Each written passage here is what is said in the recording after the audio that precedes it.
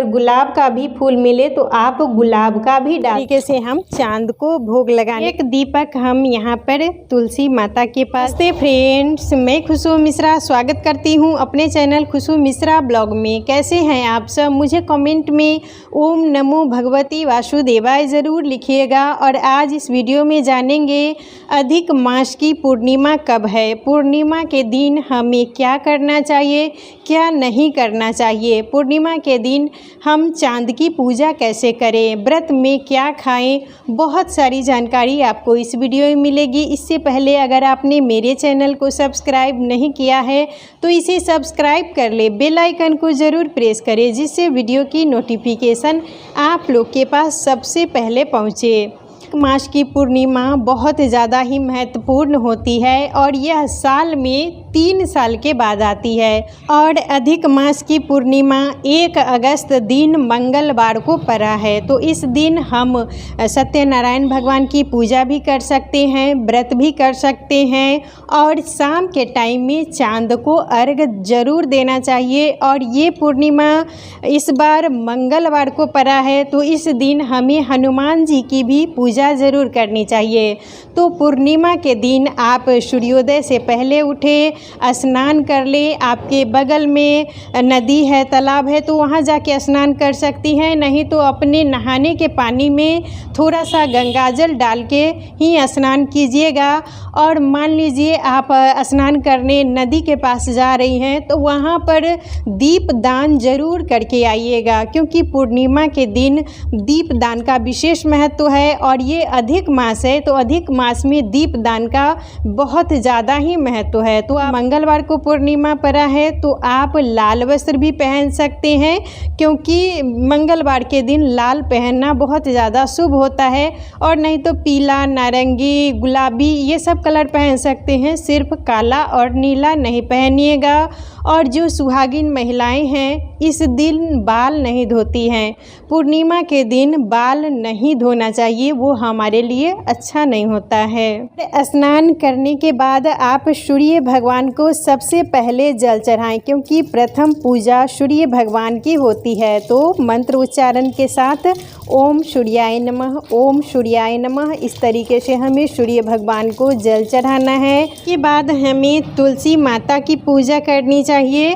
और तुलसी माता की पूजा करने के बाद ही हमें घर में जितने भी हमारे भगवान हैं, देवी देवता हैं, उनकी पूजा करनी चाहिए। और पूर्णिमा के दिन हम विष्णु भगवान और माता लक्ष्मी का पूजन करते हैं और साथ में हमें भोलेनाथ और माता पार्वती का भी पूजन करना चाहिए। और ये पूर्णिमा अधिक मास में पड़ा है तो हरि और हर दोनों का मिलन एक साथ हुआ है, तो ये पूर्णिमा का महत्व बहुत ज़्यादा है। और ये पूर्णिमा मंगलवार को पड़ा है तो इस दिन हमें हनुमान जी की पूजा भी अवश्य करनी चाहिए, क्योंकि मंगलवार का जो दिन होता है वो हनुमान जी का ही दिन होता है। और पूर्णिमा के दिन हमें अपने घर में खीर बना के विष्णु भगवान को भोग ज़रूर लगाना चाहिए, क्योंकि पूर्णिमा के दिन खीर बनाना बहुत ज़्यादा शुभ होता है। और विष्णु भगवान और माता लक्ष्मी को खीर का भोग हमें ज़रूर लगाना चाहिए।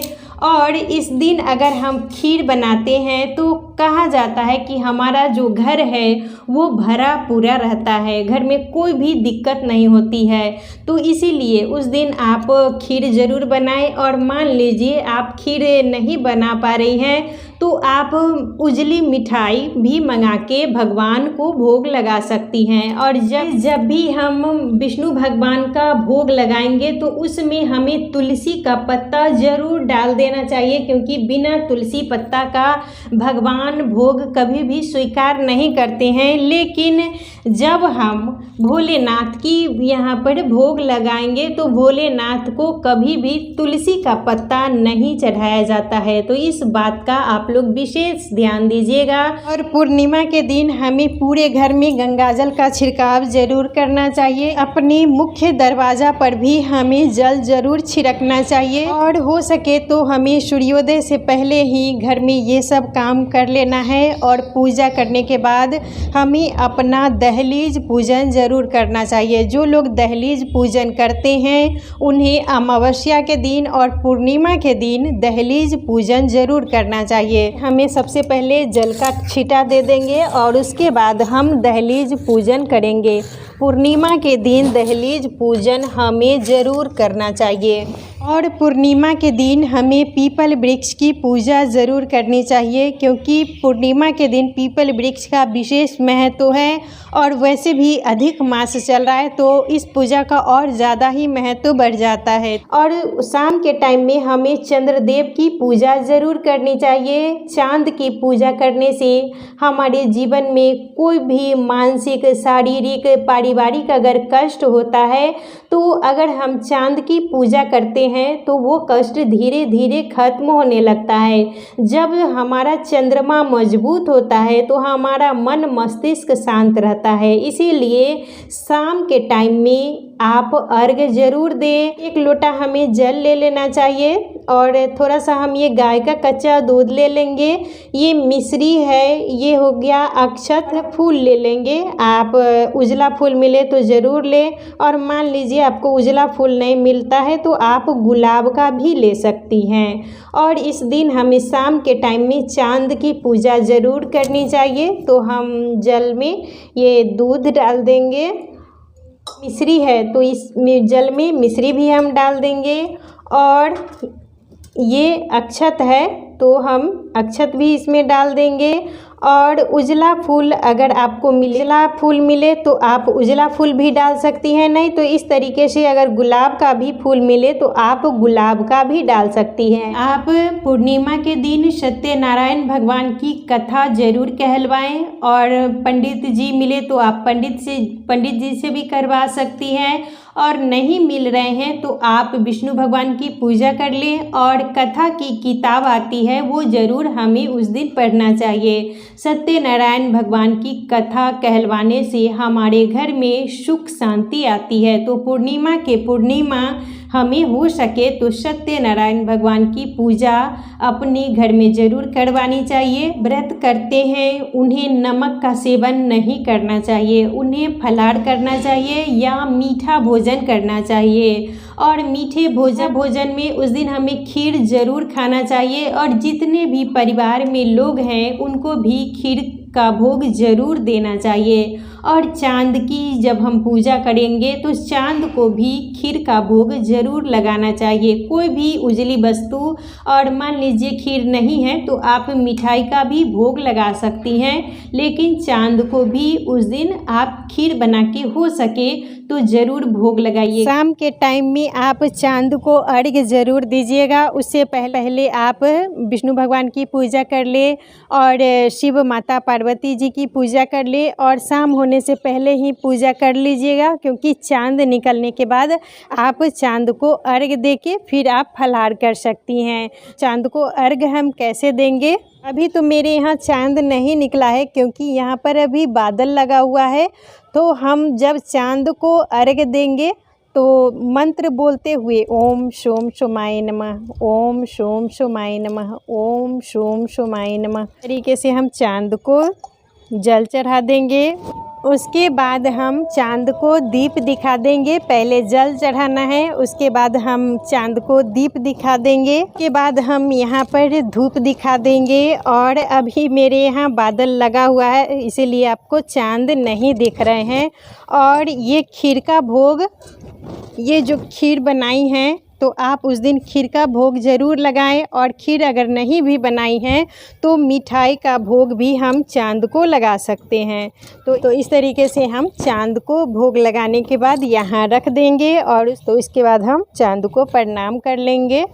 तो इसी तरीके से चांद को अर्घ्य दिया जाता है। तो शाम के टाइम में चांद को जब भी अर्घ्य देंगे तो उससे पहले आप लोग स्नान कर लीजिएगा। साफ स्वच्छ वस्त्र पहन के ही हमें चांद की पूजा करनी चाहिए।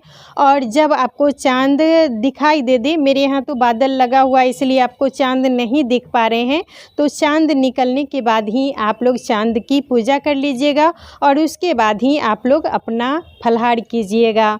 और इस दिन दीप दान का विशेष ज़्यादा महत्व है, क्योंकि ये अधिक मास चल रहा है। तो इस अधिक मास में दीप दान का विशेष ज़्यादा महत्व है। तो और शाम के टाइम में आप लोग दीप दान जरूर कीजिएगा। एक दीपक हमें अपने पूजा रूम में जलाना चाहिए। तो एक दीपक हम अपने पूजा रूम में जलाएंगे और दूसरा दीपक हमें अपने मुख्य दरवाज़ा पर जलाना चाहिए और एक दीपक हम यहाँ पर तुलसी माता के पास जला देंगे और एक दीपक आप पीपल वृक्ष में ज़रूर जलाइएगा। और पीपल वृक्ष में जब भी हम दीपक जलाएंगे तो सरसों के तेल का दीपक जलाना चाहिए।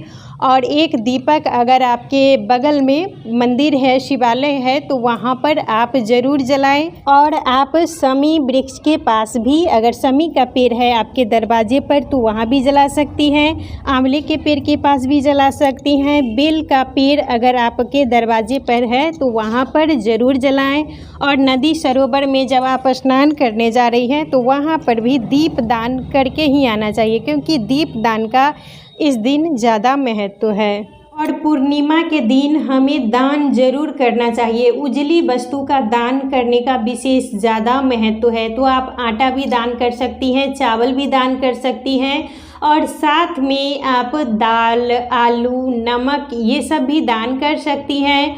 और मान लीजिए कोई अगर आपके इधर लेने वाला नहीं है, बहुत सारी जगह में होता है कि पंडित जी नहीं मिलते हैं, ब्राह्मण नहीं मिलते हैं, आप सिर्फ पैसा का भी दान कर सकती हैं। लेकिन दान उस दिन जरूर कीजिएगा। जो व्रत करते हैं उन्हें दान जरूर करना चाहिए, तभी उनको व्रत का संपूर्ण लाभ मिलता है। तो इस बात का आप लोग विशेष ध्यान दीजिएगा। पूर्णिमा के दिन हम आटा का भी दान कर सकते हैं, चावल भी दान कर सकते हैं, यानी उजली वस्तु का दान हमें करना चाहिए। और साथ में आप आलू, दाल, नमक ये सब भी देना चाहती हैं तो आप दे सकती हैं। और कुछ पैसा भी हमें ज़रूर इसमें रख के देना चाहिए। और मान लीजिए आपके इधर अगर कोई लेने वाला नहीं है तो सिर्फ आप पैसा का भी दान कर सकती हैं। पूर्णिमा के दिन हमें इन्हीं सब नियमों का पालन करना चाहिए। और सूर्योदय से पहले आप उस दिन ज़रूर उठें। ब्रह्म मुहूर्त में उठ के स्नान करना, दान करना, ये सब का बहुत ज़्यादा ही महत्व है।